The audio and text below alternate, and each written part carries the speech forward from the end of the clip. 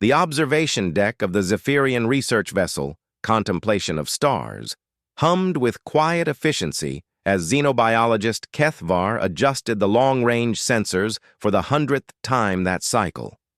3 months of monitoring the third planet from this unremarkable yellow star had yielded fascinating but puzzling data about the dominant species that called themselves humans. "Fascinating creatures," murmured his assistant Yixtel as she reviewed the behavioral analysis reports. "Their technology suggests moderate intelligence, yet their actions often contradict logical patterns." Kethvar's 4 eyes blinked in sequence, a sign of deep concentration among his people. The Zephyrians had been studying intelligent species across the galaxy for over 2,000 rotations, cataloging behaviors, technologies, and potential threats. These humans were different. "Look at this," Kethvar said, manipulating the holographic display to show a large gathering of humans in what their databases identified as Brazil. Thousands of beings had assembled, wearing elaborate costumes covered in bright feathers and sequins. They moved in synchronized patterns while loud, rhythmic sounds emanated from various acoustic devices. "Are they performing some kind of religious ceremony?" Yixtel asked, her sensory tendrils twitching with curiosity.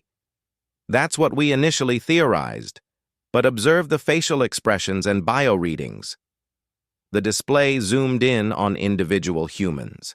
Their facial muscles were contorted in what the database identified as smiles, and their biosigns showed elevated heart rates, increased respiration, and heightened neural activity in areas associated with pleasure responses.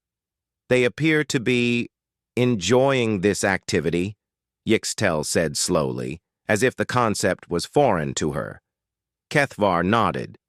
"The human databases we've accessed refer to this as carnival, an event focused entirely on what they term fun. But that's not the strangest part." He switched the display to show another scene, this one featuring humans launching themselves from great heights attached to elastic cords, screaming as they plummeted toward the ground. "By the 7 moons," Yixtel gasped. "Are they attempting suicide en masse?" "No. They pay currency to experience this. They call it bungee jumping. Watch their reactions upon completion." The display showed the humans after their falls, laughing and embracing, their biosigns indicating intense satisfaction and euphoria. The 2 scientists exchanged confused glances. In their exploration of 47 different intelligent species, they had never encountered beings who deliberately sought out experiences that triggered fear responses purely for enjoyment.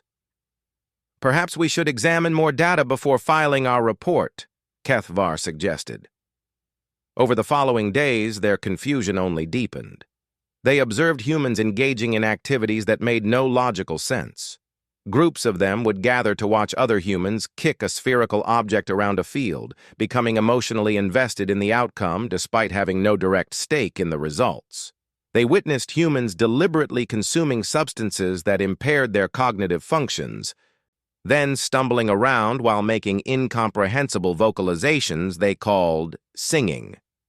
Most puzzling of all were the human juveniles. While most species focused their young's development on survival skills and knowledge acquisition, human children seemed to spend most of their time engaged in activities with no apparent purpose beyond amusement. They would chase each other in elaborate games, construct temporary structures from various materials only to destroy them, and create imaginary scenarios that bore no resemblance to reality. "I've been analyzing their neural patterns during these play activities," Yixtel reported during their daily briefing. "The brain development that occurs is remarkable. These seemingly pointless activities are actually accelerating cognitive growth, social bonding, and problem-solving abilities." Kethvar was examining footage of humans gathered around fires, roasting food items they called marshmallows, while sharing stories. "Their concept of camping is equally perplexing." They abandoned their comfortable dwellings to live temporarily in primitive conditions, sleeping on the ground and preparing food over open flames.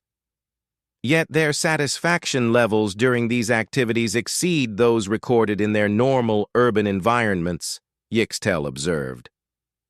As they continued their observations, a pattern began to emerge. Humans didn't just work, eat, sleep, and reproduce like most species.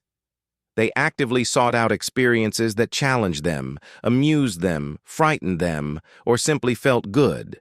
They had entire industries devoted to entertainment, sports, art, music, and what they termed recreational activities. The scientists watched humans strap boards to their feet and slide down snow-covered mountains at dangerous speeds. They observed others climb vertical rock faces with minimal safety equipment, not to escape predators or reach resources, but simply for the challenge.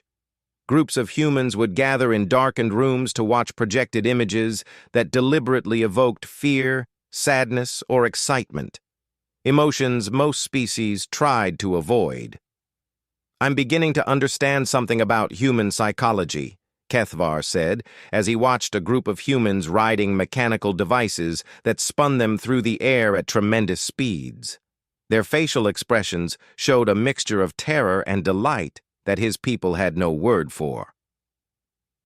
"They don't just endure stress and challenge, they actively seek it out." "But why?" Yixtel asked. "Every other species we've studied focuses on minimizing stress and maximizing comfort and safety."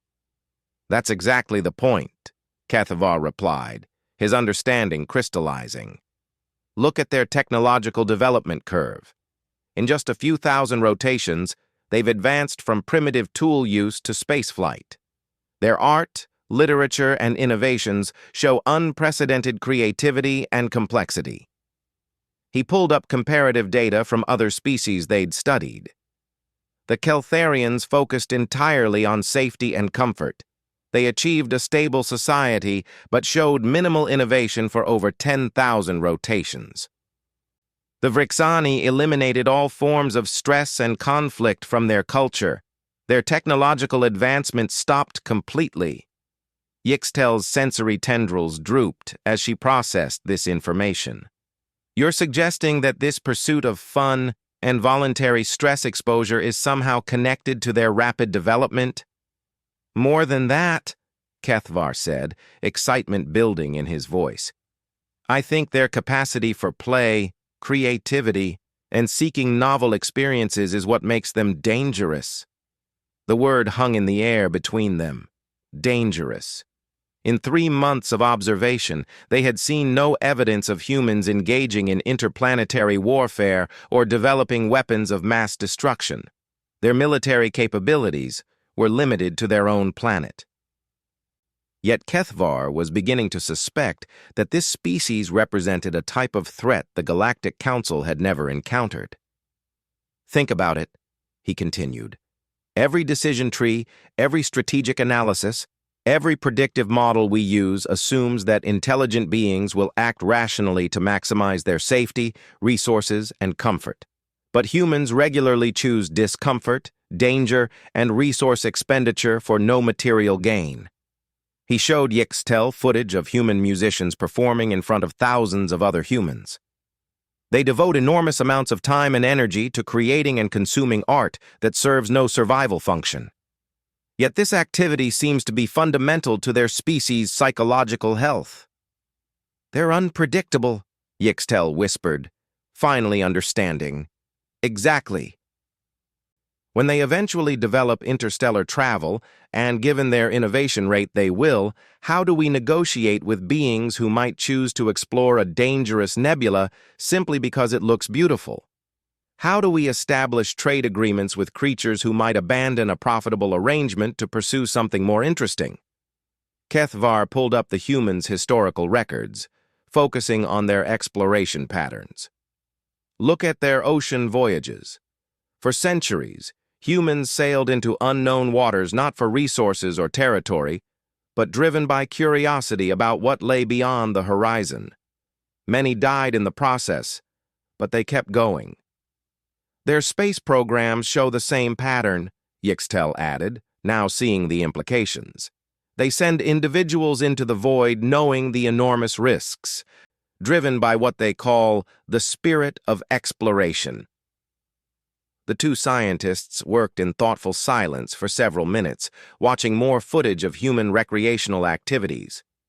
They saw people jumping out of aircraft for sport, racing vehicles at speeds that tested the limits of safety, and engaging in physical competitions that served no purpose beyond determining who was fastest or strongest.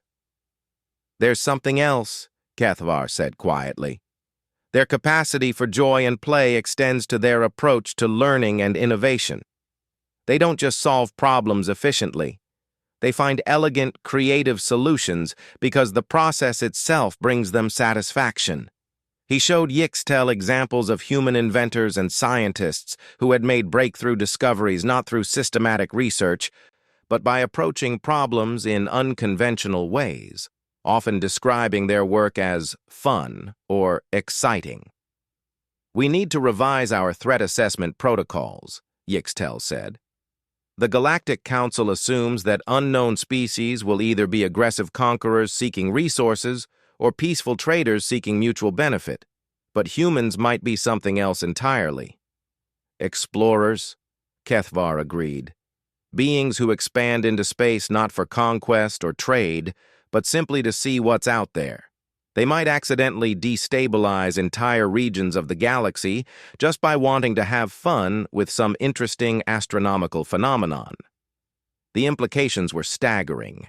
The Galactic Council's entire framework for dealing with emerging spacefaring species assumed predictable motivations.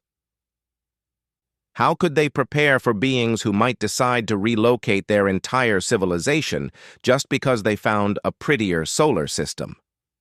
"We need to observe more," Yixtel said.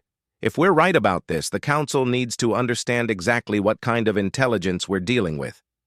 Kethvar nodded, but privately he was already beginning to suspect that 3 months of observation might not be nearly enough.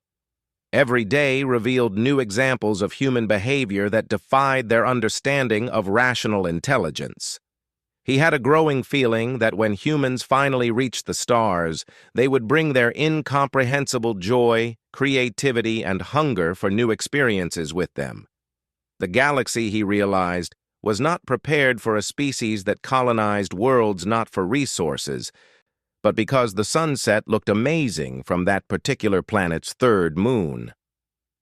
6 months had passed since the initial observation period, and the Galactic Council's emergency session was unlike any in the organization's 12,000-year history.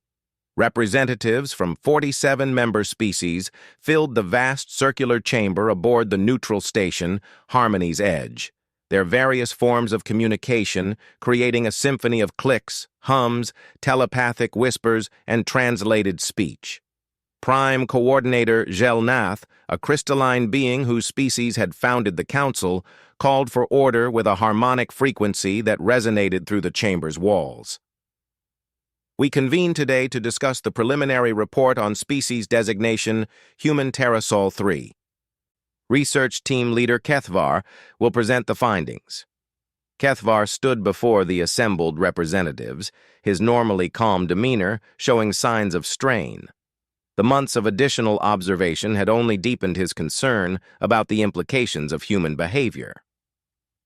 "Honored Council members," he began, "what we have discovered challenges our fundamental understanding of intelligent behavior. I must warn you that many of the examples I'm about to share will seem illogical, possibly fabricated. I assure you they are not." The holographic display activated, showing a human settlement the database identified as Burning Man. Thousands of humans had gathered in a desert environment to create elaborate temporary structures, art installations, and performances. At the event's conclusion, they systematically destroyed their week-long work, burning massive wooden sculptures while dancing around the flames.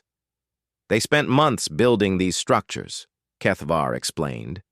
Considerable resources, time, and effort went into their creation. Then they destroyed everything, not from anger or defeat, but as the intended culmination of the event. They described it as beautiful. Councillor Vex Mir of the Practical Keltharian delegation buzzed with agitation.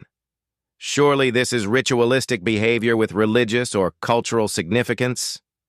That was our initial assessment, Kethvar replied. But interviews with participants revealed that many attended simply because they thought it would be awesome or a good time. No deeper meaning was required. He switched the display to show humans engaged in various extreme sports. Observe these activities: humans jumping from aircraft without propulsion systems, surfing massive water waves that could easily kill them, racing vehicles at speeds that frequently result in serious injury or death. The chamber filled with confused murmurs as representatives struggled to comprehend what they were seeing. "Are these criminals being punished?" asked Councillor Thylex, whose species use dangerous activities only as methods of execution. "No. They pay money to participate. Some dedicate their entire lives to these pursuits, becoming experts at activities that serve no survival or reproductive function." Kethvar paused, letting this sink in. But here's what makes them truly unpredictable. These same individuals who risk their lives for entertainment also demonstrate extraordinary courage and ingenuity when facing real challenges. The display showed human firefighters running into burning buildings, mountain rescue teams risking their lives to save strangers, and emergency responders working through natural disasters. They voluntarily expose themselves to danger for fun, which somehow prepares them to face actual danger with remarkable effectiveness, Kethvar continued. Their practice of recreational risk-taking appears to enhance their ability to handle genuine crises. Councillor Zeftara, whose species valued intellectual pursuits above all else, leaned forward with interest. What of their artistic and creative expressions? Do these show more conventional patterns? Kethvar's 4 eyes blinked rapidly, a sign of distress among his people. This is where their behavior becomes most concerning. Humans create art not just for beauty or communication, but for the pure joy of creation. They write stories about events that never happened, compose music that serves no functional purpose, and spend years perfecting skills like painting or sculpture with no expectation of material reward. He showed examples of human art: vast murals painted on buildings, elaborate sand sculptures that would be erased by the tide, street performers entertaining passers-by for small donations. "But watch this carefully," Kethvar said, displaying footage of human scientists and engineers at work. The same creative drive that produces their recreational art appears in their problem-solving approaches. They find innovative solutions, not just through logical analysis, but through creative leaps that shouldn't work, but somehow do. The display showed human space missions, where engineers had solved critical problems using unconventional materials and methods. One example showed them fixing a life support system using duct tape, plastic bags, and materials never intended for spacecraft repair. Their moon landing program, Kethvar continued, was achieved through a combination of rigorous science and creative problem-solving that other species would consider reckless. They sent members of their own species 400 kilometers from their homeworld in vehicles they had tested for less than a decade. Councillor Mirthvel, representative of the cautious Draknari, spoke up. Surely their society must be chaotic and unstable with such unpredictable behavior patterns. That's what we expected, Kethvar admitted. Instead, we found something more complex. Their capacity for fun creates strong social bonds and promotes innovation, but it's balanced by sophisticated cooperation systems. They form communities around shared interests, support each other through difficulties, and often risk their own safety to help strangers. He showed footage of human music festivals, where thousands gathered peacefully to share artistic experiences, and disaster response efforts where communities mobilized to help affected areas. Their recreational activities often involve group coordination that rivals military precision, Kethvar explained, showing examples of human orchestras, sports teams, and dance troupes. They achieve remarkable synchronization and teamwork through activities they pursue purely for enjoyment. The council chamber had grown unusually quiet as representatives processed this information. Finally, Prime Coordinator Zhel Nath spoke. What are your projections for their technological development and space expansion timeline? Based on their current advancement rate and their tendency to pursue challenges for their inherent satisfaction, Kethvar said grimly, we estimate they will achieve interstellar travel capability within 50 to 100 rotations. A wave of concerned sounds rippled through the chamber. Most species took thousands of rotations to develop interstellar technology, and their motivations were always predictable: resource acquisition, territorial expansion, or escape from environmental threats. But here's the critical factor, Kethvar continued. When humans reach the stars, they won't be driven by the motivations we understand. They might establish colonies simply because they like the way a planet's rings look in the sky. They could redirect asteroid resources to create massive art installations. They might even attempt to modify stellar phenomena because they think it would be interesting to watch. Counselor Vexmir's buzzing intensified. Surely you're exaggerating. No intelligent species would destabilize cosmic structures for aesthetic reasons. Observe, Kethvar said, showing footage of humans creating elaborate fireworks displays. Building massive structures solely for their visual appeal, and organizing events that involved precisely coordinated light shows spanning entire continents. They already do this on a planetary scale. When they have access to stellar-level energy sources, the scope will simply expand. Yixtel, who had remained silent during the presentation, finally spoke. We've also observed their approach to first contact scenarios in their entertainment media. They consistently imagine meeting alien species with curiosity and excitement rather than fear or aggression. They create elaborate scenarios where they explore galaxy-spanning civilizations, form alliances with beings completely unlike themselves, and embark on adventures across the cosmos. Adventures, repeated Counselor Thylex slowly. They view the unknown as an opportunity for positive experiences rather than a potential threat. Exactly, Yixtel confirmed. When they discover faster-than-light travel, they won't approach galactic civilization as conquerors or supplicants. They'll see it as the ultimate playground. The implications hung heavy in the chamber.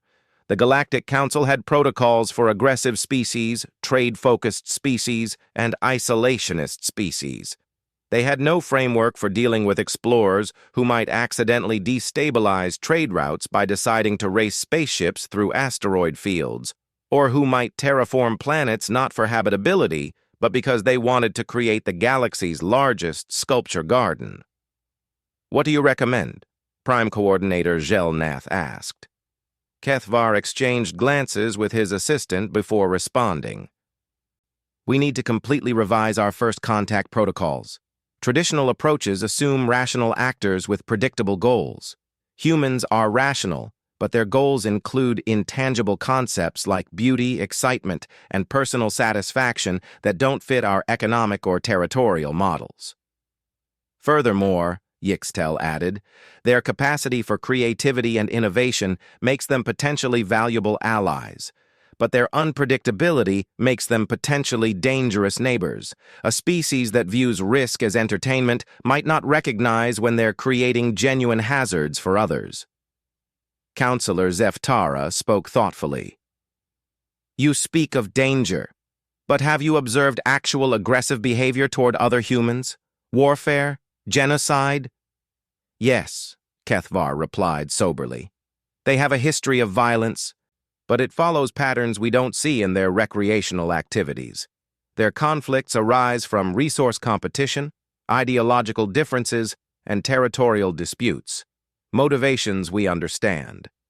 But even their warfare shows their characteristic unpredictability. They develop strategies that shouldn't work, survive in impossible conditions through sheer determination, and sometimes achieve victory through methods that violate conventional military logic. He showed examples of human military innovations throughout history, from ancient tactical developments to modern asymmetric warfare. They adapt rapidly and rarely fight the same way twice. But here's what's most significant. They also show remarkable capacity for reconciliation. Former enemies often become allies, and they've developed sophisticated systems for peaceful conflict resolution. They value fairness and justice, Yixtel added, but their definitions of these concepts are influenced by their cultural emphasis on creativity and individual expression. They might object to practices we consider standard simply because they find them boring or ugly. The discussion continued for hours as council members struggled to understand the implications of humanity's approach to existence. Some representatives argued for immediate contact to establish controlled relations before humans reached space independently. Others suggested waiting and observing to better understand human psychology. A few recommended declaring human space off-limits to prevent contamination of galactic civilization with unpredictable behavior patterns. As the session concluded, one thing was clear. Humanity represented a completely new category of intelligence. They weren't conquerors or traders or priests or scholars in any sense the Council understood. They were something unprecedented. A species that pursued experience for its own sake, that found joy in complexity and challenge, that might reshape the galaxy simply because they thought it would be more interesting that way. The galaxy, with its careful balance of trade routes, territorial boundaries, and diplomatic protocols, was about to encounter beings who might ignore all of those considerations in favor of having a really great time exploring the cosmos. The first human starship, Wanderlust, emerged from its experimental faster-than-light jump in the Kepler 442 system with all the subtlety of a cosmic party announcement.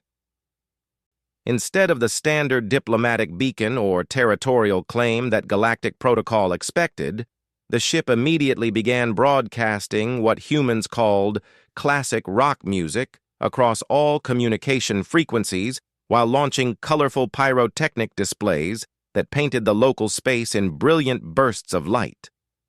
Commander Sarah Chen stood on the bridge, grinning at the sensor readings that showed their successful arrival in what would be humanity's first contact with galactic civilization. Her crew of 37 represented the best and brightest of human space exploration, but they were also volunteers who had signed up for what the mission briefings had honestly described as the ultimate adventure. "Well, team," Chen announced over the ship's communication system, "we're no longer the only kids in the cosmic playground. Sensors are showing multiple artificial structures in this system. Looks like we've found the neighbors." Dr. Marcus Webb, the mission's xenobiologist, was practically vibrating with excitement as he analyzed the incoming data. "Captain, I'm reading at least 12 different technological signatures. This isn't just one alien species, it's like a cosmic convention center." "Even better," Chen replied. "More friends to make. Open a channel on all frequencies and let's introduce ourselves." What they didn't realize was that their arrival had triggered the fastest emergency response in Galactic Council history. The monitoring station, Vigilant Watch, had detected the human ship's emergence, and within minutes, alerts were racing across dozens of star systems. On the bridge of the Zephyrian research vessel, Contemplation of Stars, now stationed at a safe distance from the human homeworld, Kethvar received the emergency transmission with a mixture of anticipation and dread. "They've arrived," he told Yixtel, who was monitoring human communication intercepts. A single vessel, relatively small, broadcasting what they call "Welcome to the Black" by a musical group named the Rolling Stones. "They're treating first contact like a celebration," Yixtel observed, her sensory tendrils twitching with a mixture of fascination and concern. The Council's rapid response team, led by Ambassador Zelnath himself, arrived at the Kepler system within hours. The flagship, Harmony's Purpose, was accompanied by vessels from a dozen member species, all trying to implement the hastily revised first contact protocols that had been developed specifically for humanity. "Remember," Gelnath transmitted to the fleet, "these beings don't follow standard behavioral patterns. Our goal is controlled introduction to galactic civilization while minimizing disruption to existing systems." The human ship had positioned itself in the middle of the system and was apparently conducting what their communications described as a space dance party. The Wanderlust was playing music at volumes that registered on gravitational wave detectors, while the crew performed zero-gravity choreography outside the ship in specially designed suits that left trails of luminescent gas. Ambassador Gelnath had dealt with first contact scenarios involving aggressive species, paranoid species, and completely alien forms of intelligence. He had never encountered beings who responded to the vast emptiness of space by throwing a party. "Human vessel, Wanderlust," he transmitted, using the most formal diplomatic protocols. "This is Ambassador Gelnath of the Galactic Council. We welcome you to the greater community of sapient beings and invite you to peaceful discourse." The response came back immediately, transmitted on a frequency that somehow made it sound like the human speaker was smiling. "Ambassador Gelnath, fantastic. I'm Commander Sarah Chen, and wow, this is incredibly exciting. We've been dreaming about meeting you folks for generations. Is this really happening? Are we actually talking to aliens? This is the best day ever." Gelnath exchanged uncertain harmonic frequencies with his aide. In his 300 years of diplomatic service, he had never heard such unbounded enthusiasm from a species' first contact with galactic civilization. "Commander Chen," he replied carefully, "we would like to arrange formal meetings to discuss your species' integration into galactic society. There are protocols, trade agreements, and territorial boundaries to establish." "Absolutely. That sounds amazing," Chen responded. "But first, would you like to come see what we've been up to out here? We've been exploring this system and it's incredible. There's this gas giant with 18 moons, and one of them has ice formations that look like crystal cathedrals. We've been racing shuttles through the asteroid belt. It's like the ultimate obstacle course. And don't get me started on the binary pulsar dance we choreographed to match the rotation cycle." Gelnath realized that the humans had spent their first hours in an alien star system treating it like an amusement park. "Perhaps," he suggested, trying to maintain diplomatic composure, "we could arrange a more structured first meeting. The Council has facilities designed for interspecies contact." "Even better idea," Chen replied. "Why don't we all meet on that beautiful ice moon we discovered? We've set up a temporary base there, and the view of the gas giant is absolutely breathtaking. We can talk business while enjoying one of the most spectacular sights in the galaxy. Fair warning, though. We brought s'mores, supplies, and zero-gravity volleyball equipment."